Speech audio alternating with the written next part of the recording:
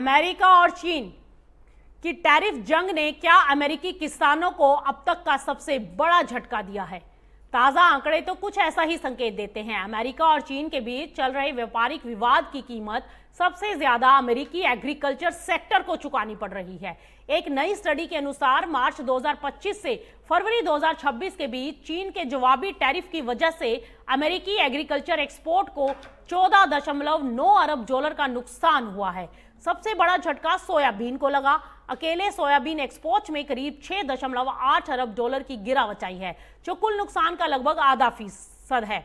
यानी जिस फसल को अमेरिकी किसान चीन के सबसे बड़े बाजार के भरोसे उगाते थे, वही अब सबसे ज्यादा दबाव में है। सिर्फ सोयाबीन ही नहीं, बल्कि बीफ और कपास के एक्सपोर्ट को भी लगभग 1.3 अरब डॉलर का नुकसान हुआ है।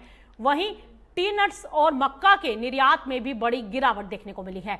दिलचस्प बात यह है कि हाल ही में अमेरिका और चीन के बीच नए व्यापार समझौते की खबरें भी आई, लेकिन बाजार ने इन घोषणाओं पर ज्यादा भरोसा नहीं दिखाया।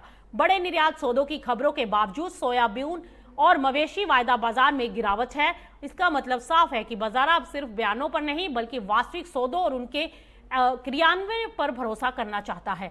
माना जा रहा है कि मौजूदा नुकसान 2018-19 की अमेरिका चीन ट्रेड वार के मुकाबले करीब 41% ज्यादा है।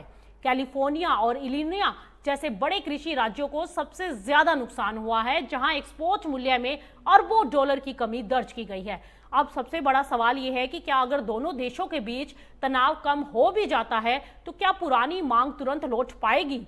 माना तो ये जा रहा है कि ऐसा आसान नहीं होगा, क्योंकि एक बार जब खरीदार दूसरे देशों की ओर रुख कर लेते हैं तो उन्हें वापस लाने में काफी समय लगता है।